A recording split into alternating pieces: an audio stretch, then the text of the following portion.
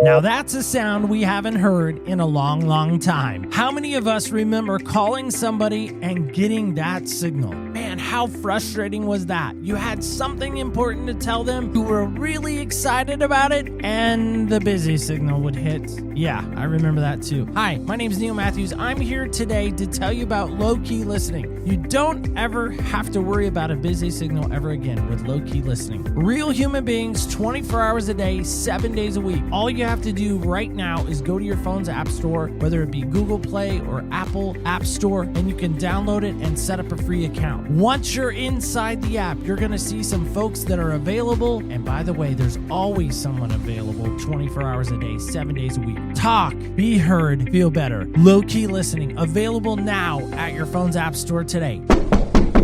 They say opportunity knocks, but what if it's not opportunity? What if it's something or someone else? A familiar voice from the past, a chance you've been waiting for, a mistake you thought you left behind, or maybe something far bigger than you imagined. Some doors were open without hesitation, others will cautiously peek through, and some we wish had never answered. This season on Other People's Shoes, host Neil Matthews is asking one question. Who's there? Will you answer? Will you hesitate? Step inside season 22 of Other People's Shoes, where every knock holds a story, and every door leads to a choice.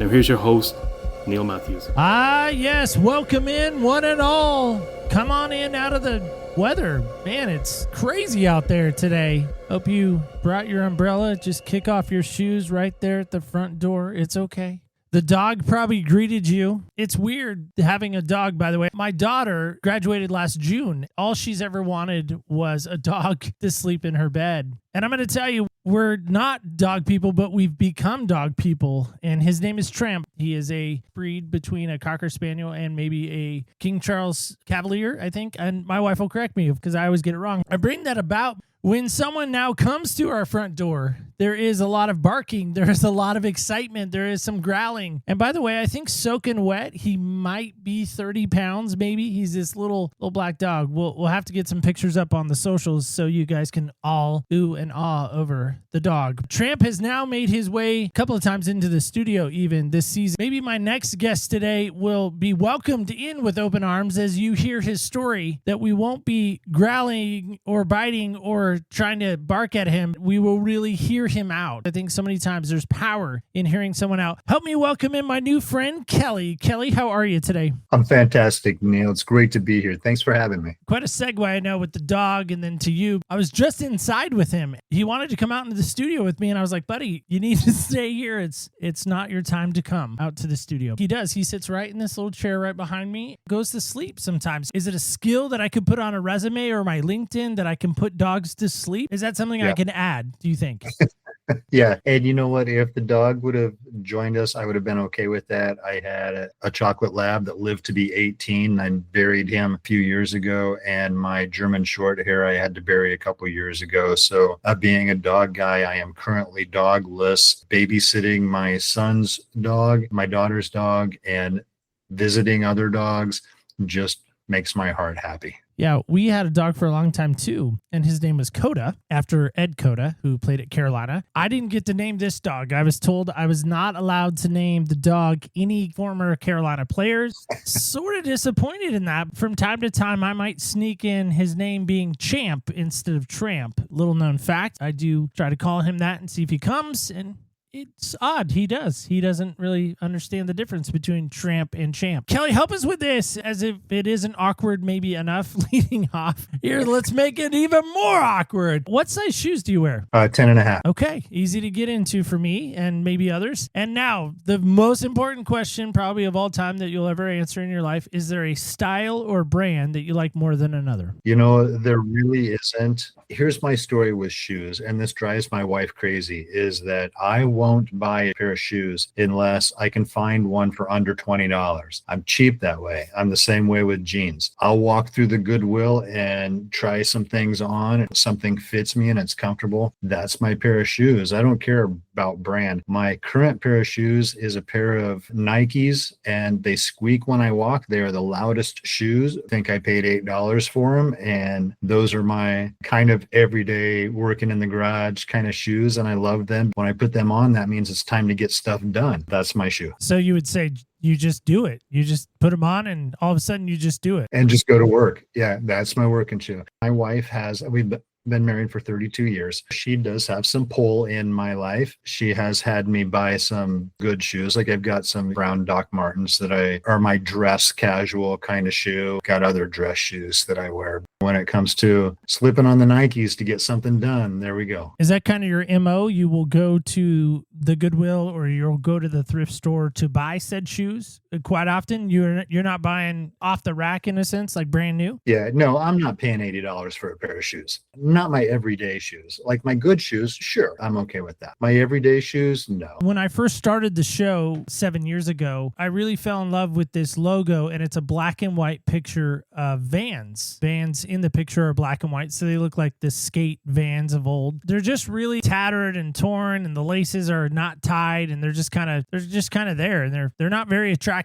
shoes. In that, I thought, man, I really want to get the essence of that logo in real life. And so I jumped on eBay and I found a super cheap pair of shoes. They're probably knockoffs. I call them the Wish Vans. I don't even know if they're real. Point is they were someone else's. And when I tell people that I bought used shoes, they're like, oh, that's so gross. They just cringe. And I'm like, listen, how else can I say truly I've been in other people's shoes when I bought them used? I can honestly say that. They're not mine. They were used. They're not brand new. And I think there's so much of a beauty in that. Maybe that's too woo-woo or too frilly. I don't think it is. I am a sucker for antiques. We have some antique furniture. I build furniture that is antique style. Sometimes when I bring a piece home, sit at a table, an antique table, and I try to think, what kind of conversations happened across this table in the middle of the night? How many tears were shed on this table? How many meals were shared with family members at this table? The stories that this table could tell, or whatever piece it is, or the shoes. What has those shoes seen? We don't know. When we start to imagine that, it can be very exciting for me. I think it is. It's great. It's great excitement. On to this big question that it seems like some are struggling with, others are freaked out by, others are excited by, and that's this. If we were to think about this idea of someone at your front door, knocking at your front door even, what comes to mind, and whom maybe or what comes to mind for you? The porch light. We live in the country, and I leave my porch light on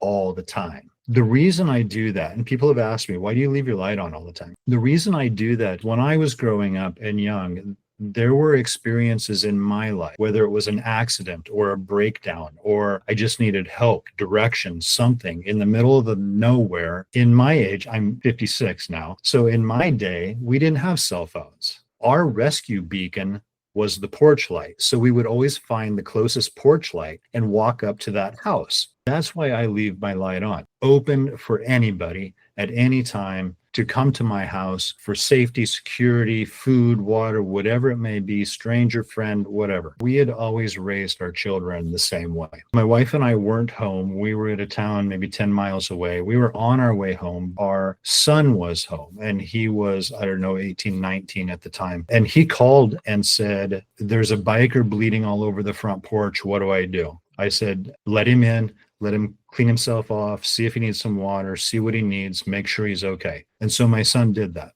Didn't even think twice about what I asked him to do. When I got home, what had happened was the guy had hit a deer on the highway not far from our place. And our place was, of course, the beacon of safety. And so that's where he showed up. It doesn't matter who shows up at my door. What matters is that you know that you're safe when you come to my door. And I don't care who you are and where you come from, what your background is. I will give you safety, something to eat, something to drink, whatever you need. That's the story of my front door. I think there's so much power in that. I think some would hear you and have some trepidation there. Whoa, let's pump the brakes for a second. This isn't Tom Bodette and Motel 6. I'll leave the light on for you, which to me is still one of the most amazing marketing campaigns of all time. That's what it made me think of immediately. I was like, whoa, this is like Tom Bodette. I got the light on for you. Don't worry. Yeah. To me, I love the idea of it being a beacon, almost this lighthouse in the harbor in a sense. Right. It also could invoke danger. That's never happened? No, it's never happened. Here's my philosophy. My wife knows this too. And ever since she's known me, if somebody is on the side of the road, I will stop and ask if they need help. Somebody who needs help, I am always there to help.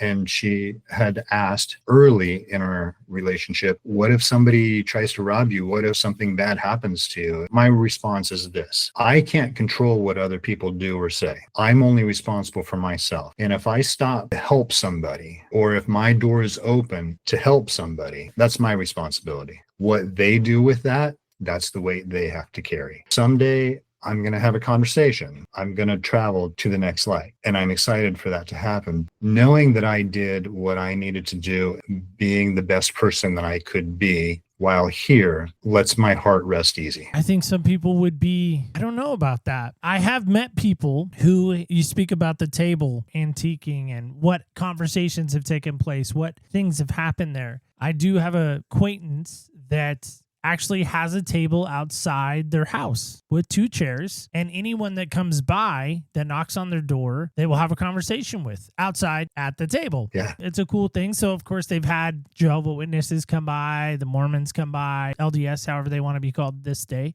They've just had conversations, or maybe it's another neighbor or a friend of theirs, and they just have this table outside. I like that idea of having the porch light on for somebody. It makes me think of when I was a little kid, when the porch light came on, that was the indication everyone was supposed to go home. When the lights came on, we all went home. There's something impactful about that is so intriguing to me. If you live out in the country, that's a different animal. If you live in the city, it might be a different animal as well. You also had shared with me prior to us recording that you weren't always on the right path, and that maybe there were some choices in some areas of your life that were a little bit maybe more rocky, maybe not as the fine upstanding citizen perhaps that sits before me. Yes. However, I do believe that even growing up, I was instilled from my own parents. This is how we treat people. This is how to be a good human. But with that being said, yes, I have made some questionable decisions. The big knock for me on my personal door happened when I was about 14. I wasn't even in high school yet. Started spending time in a place that I shouldn't have been, especially considering I was supposed to be in school that day. But my argument was that school and I just didn't see eye to eye, and I really love playing pool. So that's where I started spending a lot of my days. There's a day that stands out to me. I walked into the pool hall in the morning. As I was walking in the door, I noticed an old man getting off of his bar stool at the far end of the bar and walking towards the front door. And when we met, he stopped in front of me and he said, "Who are you?" "I'm just a little punk. I'm Kelly." And he looked at me for what seemed like forever. And then he said this to me. He said, "No, you're not. And the sooner you figure that out, the better off you'll be." And he walked out the door. Now, me, just a pimply-faced little junior high punk, my reaction was, what a weirdo, right? Crazy old drunk guy hassling some little kid in a bar on a Tuesday morning. And I went in the back and I started telling the story of the old man. You guys wouldn't believe what happened to me. This crazy old drunk guy. Well, as it turned out, shortly after my encounter with the old man, maybe 3 or 4 months, it was like pretty close, I started going through that awkward teenage phase. And we've all been through that phase, but it's the phase where we try to discover who we are and what we represent and where we fit into this life. For a lot of us as teens, it was, what brand of clothes should I wear? What party should I go to? What car should I drive? Who should I hang out with? Those are the important questions. For me, it was a little bit different. When I felt lost and needed to be found, it was actually that old drunk man and his words that came back to me. The sooner you figure it out, the better off you'll be. And so in that moment, I made a conscious decision. This is what I represent. This is who I am. And this is where I'm going to fit into this life. Now, as it turns out, every few years, we as humans evolve. We change. And so we have to reevaluate who we are and what we represent. And every time that churned up in my life, when I was 16, 18, 21, 25, pivotal years, shoot, I still go through this. And it's still the old drunk man's words that come back to me. The sooner you figure it out, the better off you'll be. Does that mean we're right every time we make a stand? This is who I am? No. At least we've taken a stand and we can continue with our life and we can course correct as we go. Now, ironically enough, I believe that it's this old man and his words that has altered my life course. I was going to drop out of high school. In Nebraska, at the time, you had to be 16 and you could sign yourself out of high school. You could drop out. And that was my plan. At 16, I was done. I'm not coming back. Shortly before my 16th birthday, the principal called me in his office and he sat me down, and I had become very familiar with his office by now. And he said to me, Kelly, I think it would be best for everybody if you considered dropping out. And guess who came into my mind? That old man, that old drunk guy. The sooner you figure it out, the better off you'll be. And in that moment, I said, no way, I'm staying. If even just to spite you, I am not leaving this high school. And I did. I graduated really at the bottom of my class, graduated, and I turned out being a professor. I have multiple graduate degrees in education and psychology. It all goes back to that old man and his words. It's amazing to me the power of a word. It's amazing to me the power of a gesture. And it's even more amazing to me the power of the I'll show you. There's some correlation with your son, with what you're describing, and maybe even what you're about now. I wonder about your son and seeing your example of, listen, we're leaving the porch light on. This is who we are. This is who we're going to be. Because I know who I am. Yeah. Going back to the principle, the naysayer of saying, we know who you are. You're this. And you're like, no, that's not mine to take. Yeah. And then again, you talk about the degrees that you've had, the accreditations, the education. I'm sure along the way, there were more naysayers. I'm sure there were along the way people saying, just turn your light off.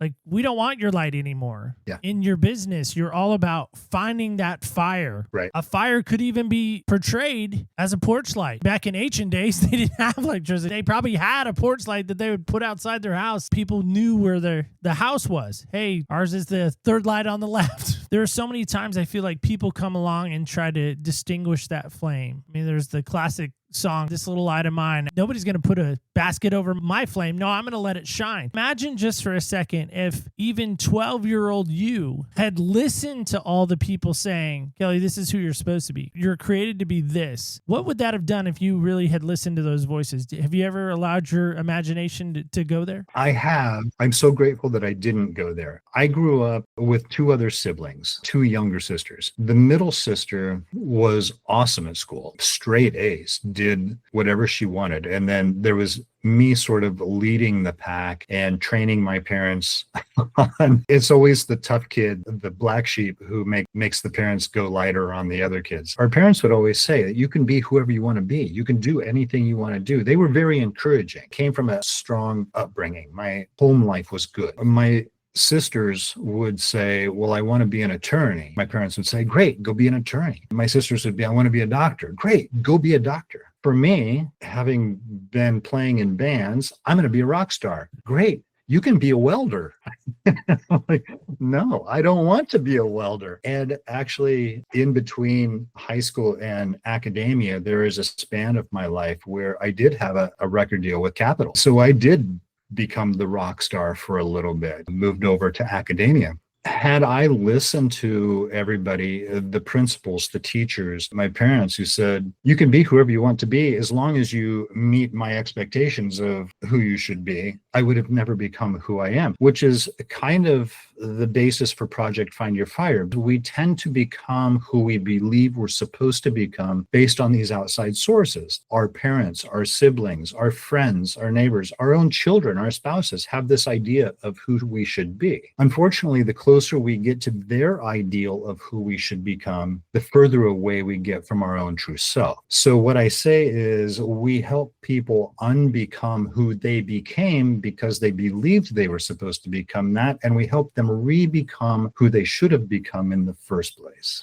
That was a little twisted. I don't know if I followed all that. It's a lot of unbecoming and re-becoming. That's what it sounded like. Yeah, it sounded like a knot, a shoelace knot almost. We have to untie that a little bit. Let's use me as an example because it's easy because I'm here. As I say often, it feels less gossipy when I talk about myself rather than someone else. It's easier when I'm here and not like a fictitious person like JoJo. We don't know how JoJo would feel. I know how I would feel, so I'll be the guinea pig. I volunteer as tribute. Growing up in grade school, I remember in fourth grade remembering clear as day having the times tables test, the white piece of paper you would flip over and you would write as fast as you could the times tables. I remember looking around the room and you had a minute, at least in our school, and some of you just like got a panic attack, I feel like, and I'm kind of happy about that just happened to you. Some of you are like, it's no big deal, Neil. What are you making a big deal about? Trust me, it was a big deal. I looked around the room during that minute and I was like, why is everyone going so fast? And why am I stuck on 4 times 6? I just remember thinking, why can't I do what they're doing. Fast forward into a different lesson, we got the spelling words. The way it worked is on Wednesday, we took a pretest for the spelling words, which, by the way, we got on Monday. So we had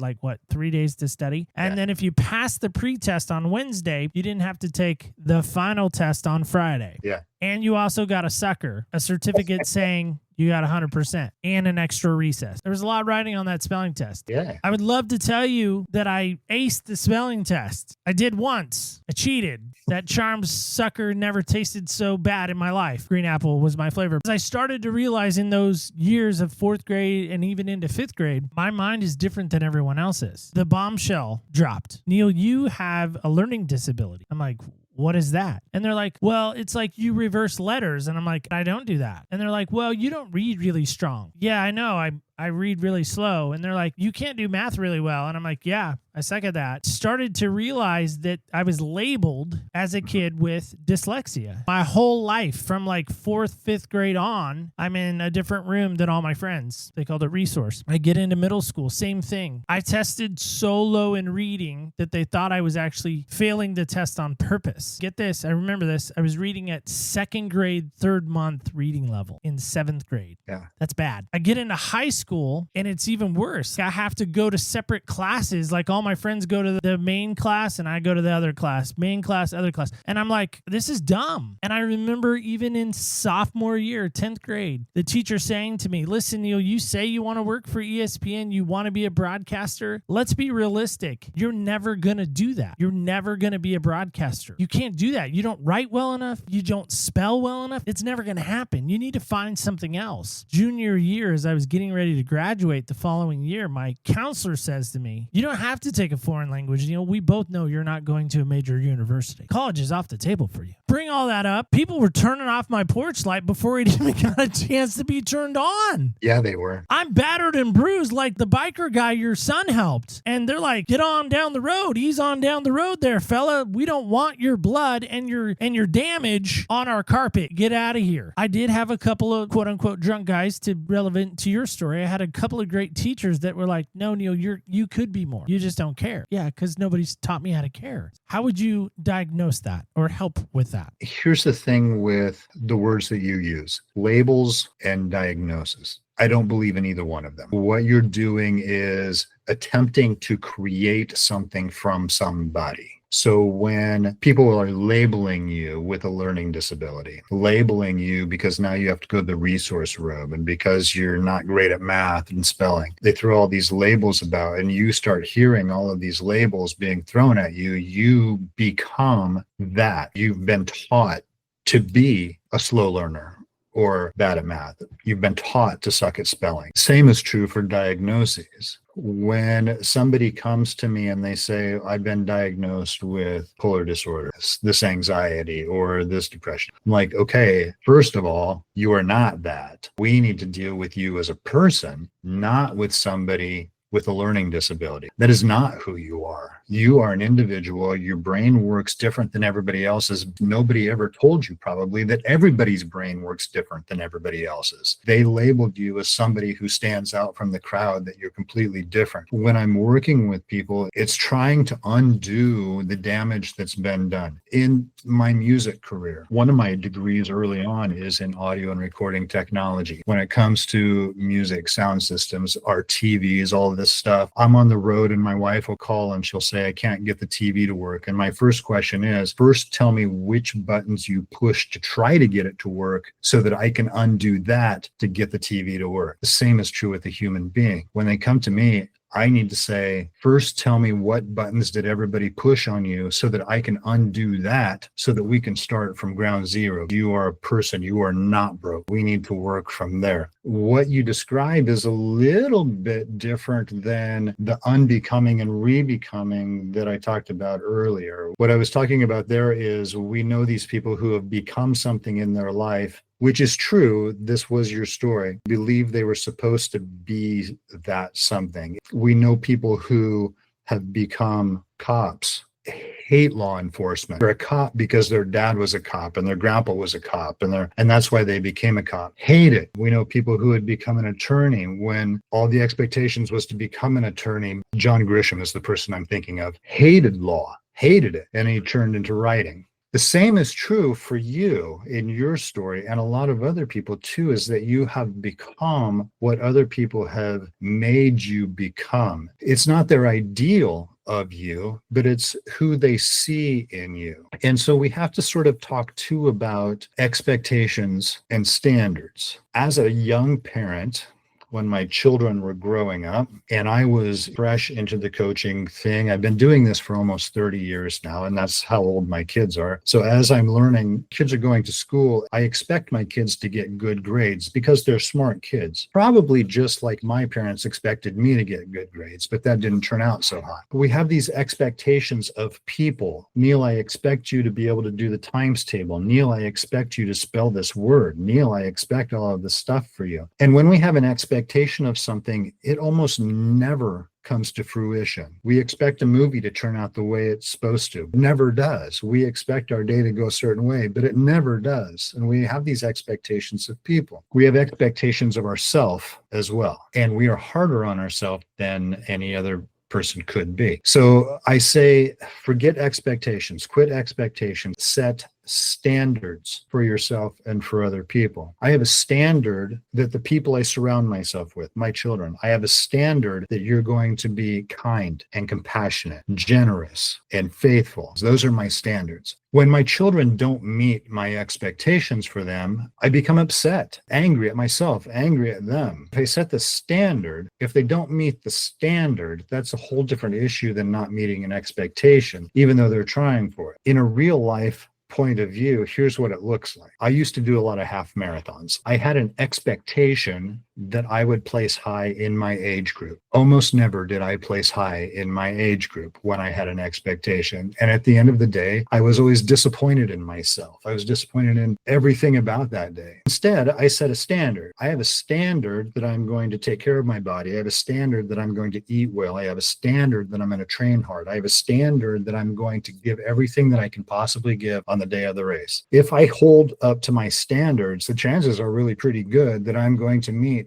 what would have been my expectation. Those standards also carry over to other aspects of your life. So for you, they had expectations of you, but if they would have instead said, Neil, I have a standard that you're going to work hard. I have a standard that you're going to do the very best that you possibly could on this test. I have a standard that you're going to do this. And even if you fail the test, but meet the standards, you're successful. And they missed all that. Well, I think that's the problem in life is we've been so ingrained to have the expectation. Yeah. We don't have a standard. Right. So therefore we can do something completely different. I like what you're saying. The challenge I run into so many times in life is I have this expectation of how something's going to go, of how life's going to go even. Right. And then when it doesn't meet that expectation, then there's disappointment, there's disagreement, and there's an even word that a lot of times applied to marriage, but can be really applied to any relationship. There's divorce. Yeah. There's a breaking away. You didn't meet my expectation. We're done. You didn't meet my expectation. I'm disappointed. We're out. Yep. What's the damage in that if that was allowed to be reigning and ruling in your life, do you feel like? I don't allow it. I don't allow expectations put on. I mean, you can expect things from me. I don't care. I have standards that I am going to meet. Now, whether I meet your expectations of who I should be, that's the weight you have to carry. I'm not going to carry that burden. Instead, I'm going to carry my standards, and that's the weight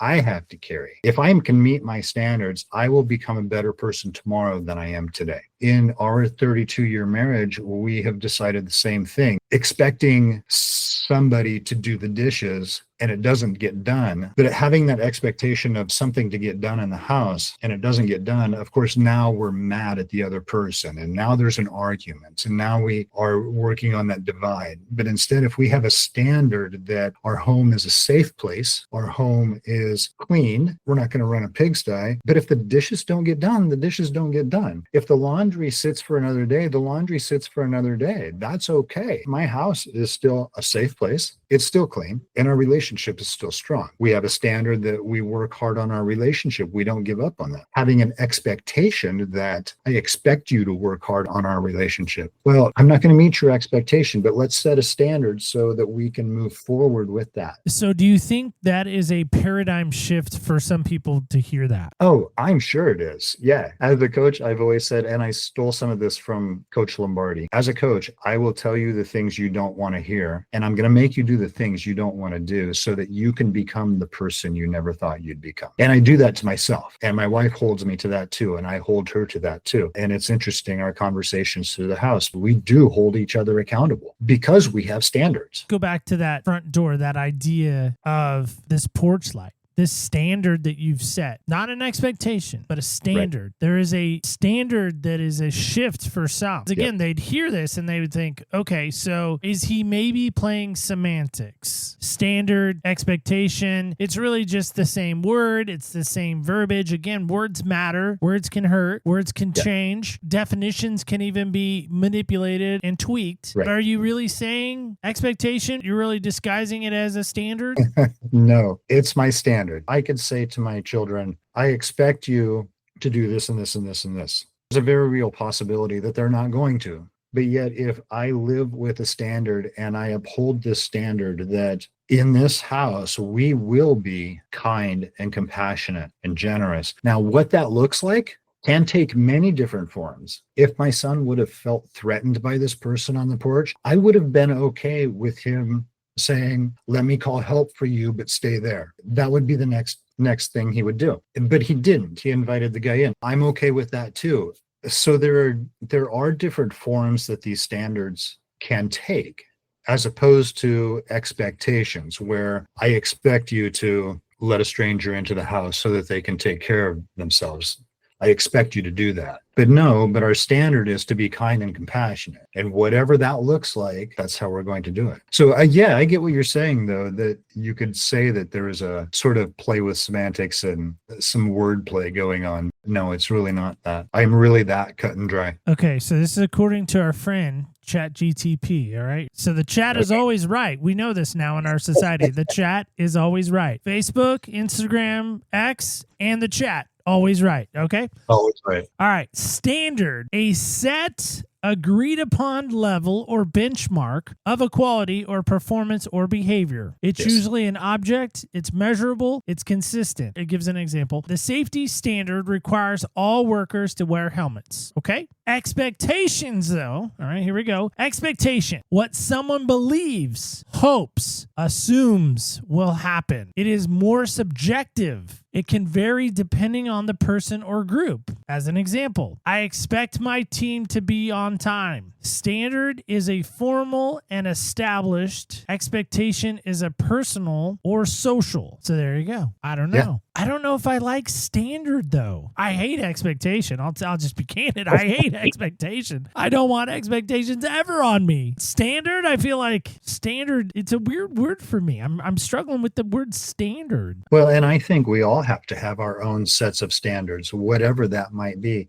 And I really think a lot of people already do. They just don't realize it. My standard is to eat like crap. My standard is to get home from work and watch TV. My standard is, and they set the bar so low that they're always meeting their standard. And so they feel comfortable with that. And so that's why people fall into this cycle of redundancy and living the same life day after day after day. It's literal Groundhog's Day is what they're living because they've set their standards so low and they're meeting their standards every time. So every person, I think, has some level of standard, even though you don't realize it. And we have worked really hard to raise our standards as we go. We raise the standards of those around us. And so that's another thing with standards. When it comes to people who you surround yourself with, we have our standards of how we're going to live our life and who we're going to surround ourselves with. And so as we meet people and talk to them, I don't say, you're going to be my friend, but this is my standards for my friends. I don't say that. You still have freedom to choose whatever you want to. I don't expect you to do anything. If you can't raise your bar to meet my standards in our conversations, in getting to know each other, in spending time together, if you can't come up to meet me, that's fair. You hold your standards and I'll hold mine. But I'm going to find people who meet my standards. So if somebody doesn't meet the standard, then what? For me personally, I have a very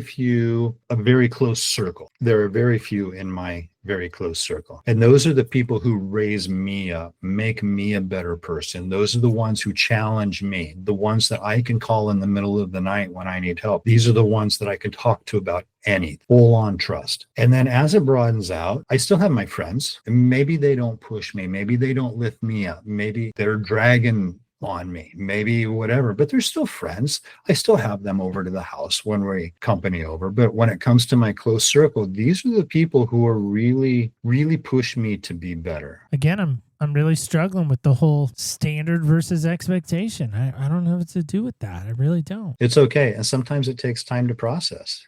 Where did you come up with that? Is that yours, or did you kind of morph that from someone else? No, that one's mine. And I don't remember where it came from. A few years ago, I wrote our own methodology. It's our own coaching methodology. And so it's in there. The methodology is put together in a way that some of the concepts are familiar based on hundreds of years of studies and research, and people, use that information in different ways. Some of it is new stuff. A fair amount of it, I put together myself, and expectations and standards is one of them. I don't remember exactly how that came about. It could have very well come about because I was mad at the kids. I expected them to get a good grade and they didn't. I had to reevaluate why I was feeling the way that I was. Maybe that's how it came about. I really honestly don't know where it came from. Well, I want to push on that. If we can use the friend word, I don't know if we're on the friend level yet. Yeah, we are. I always say that once somebody gets introduced, they no longer become a guest, they become a friend. All right, so if we're on the friend level, I'm wondering about this. There are some people in my life that I think to myself,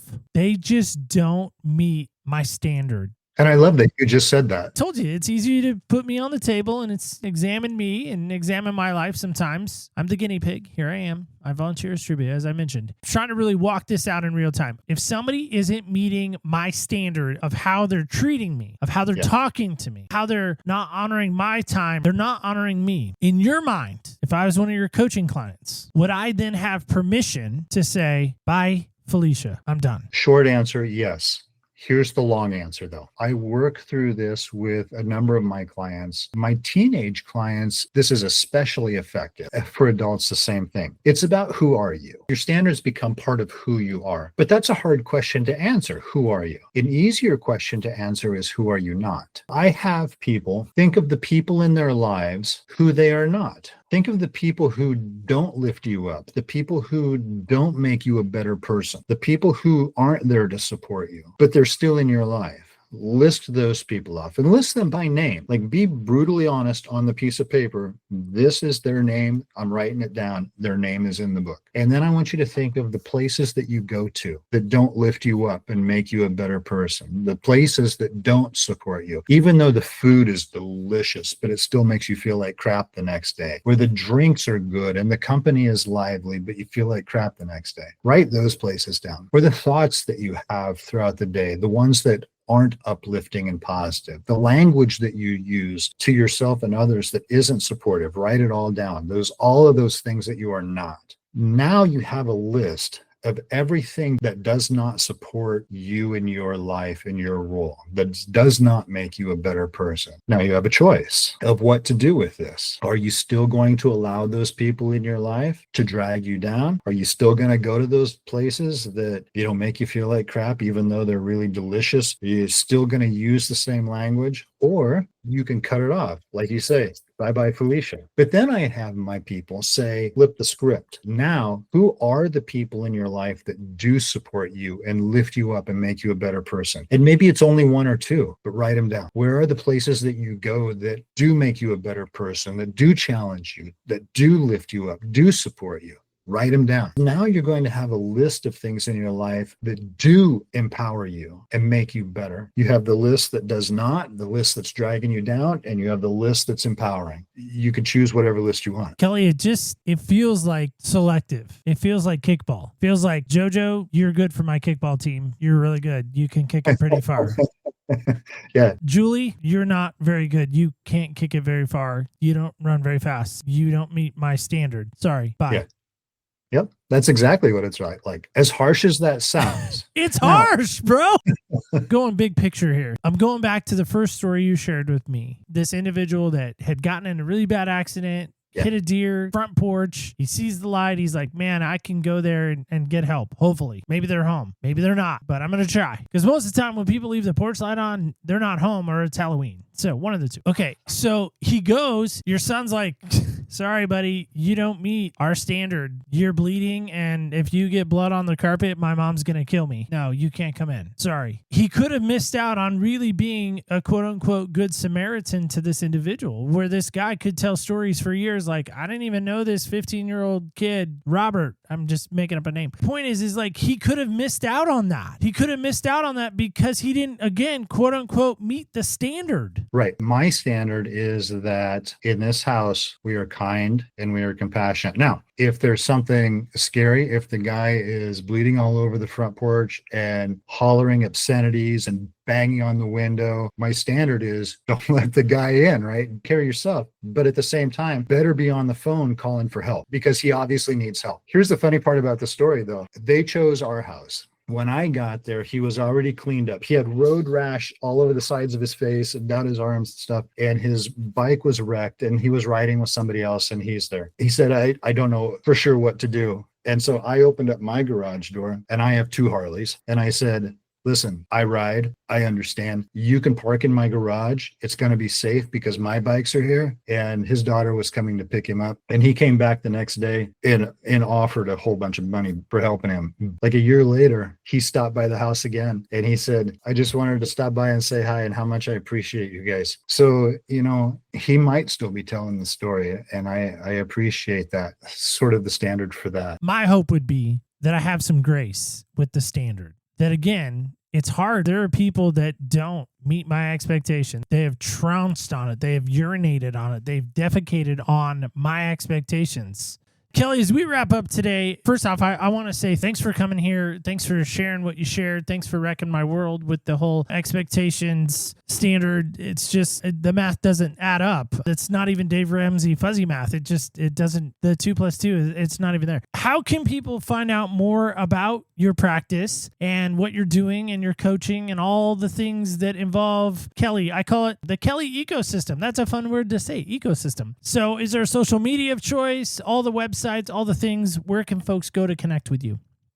Yeah, so the home base is projectfindyourfire.com. From there, you will get links to our other social media. You can always find me on Facebook, Kelly Meyer. You can find Project Find Your Fire on Facebook. A link to both of those. I'm on other social media. Those are the big ones, and you can find links to the others through the website. All right, awesome. Well, Kelly, we do this thing at the end of the show. It's called Heel Hustle, and it's just a fun way to end it. So here we go. We're going to play Heel Hustle. It's now that time in the show to play the fastest growing game in the podcast world. We call it Heel Hustle. Today our guest will try to answer all 6 of these questions in 60 seconds or less to win a prize from our prize closet.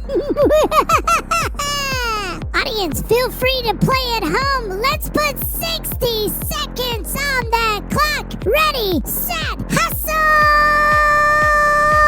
The game begins in 3, 2, 1. All right, Kelly, here we go. Who was your childhood celebrity crush? It has to be, and I can't think of her name, but it was Beverly Hillbillies, whoever played the girl. Oh, wow. That's a Wayback Machine, all right? Not even in color. What is your secret talent? My secret talent, oh my gosh, woodworking probably. Doesn't sound like much of a secret, but all right, we'll press on. Person you would trade places with for a year? Oh my gosh.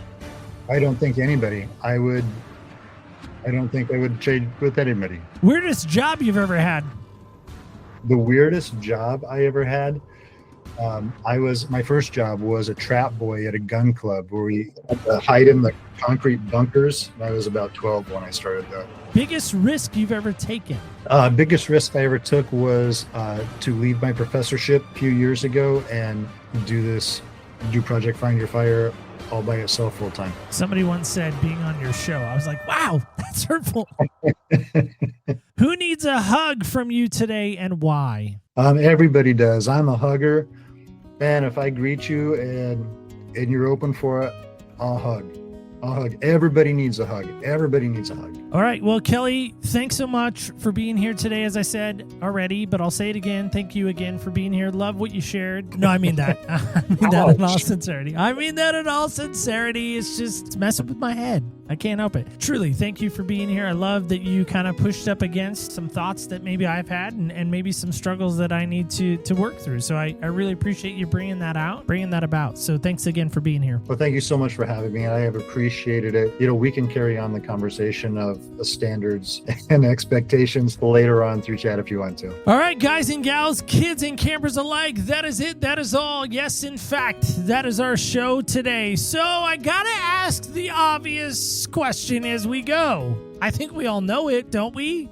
Come on. Yell it out now. Do you have expectations or do you have standards? Yikes. What do you do with that? Are you like me? You've just have a ton of expectations on people just left and right. You're like, I expect that of you. It's like Oprah. Everyone gets an expectation. You get an expectation. You get an expectation. You don't get an expectation because I don't care about you. Is that what it is? Has somebody not met your standard? Ugh, that's heavy, you guys. What are you going to do with that this week? Let me know if you're with me. Are we seat mates? Are we seat buddies? Are we moving buddies on this whole expectation versus standard? Let me know. You can let me know at opspodcast.com. That's a great place to let me know. You can, of course, let me know on the socials. We're there at OPS Podcast Show under Facebook, Instagram, and X. Don't forget this. It's so important. Remember, when you walk in other people's shoes, you really do get a different perspective on life. I want to thank you so much for listening and stay tuned until next week when we walk in other people's shoes.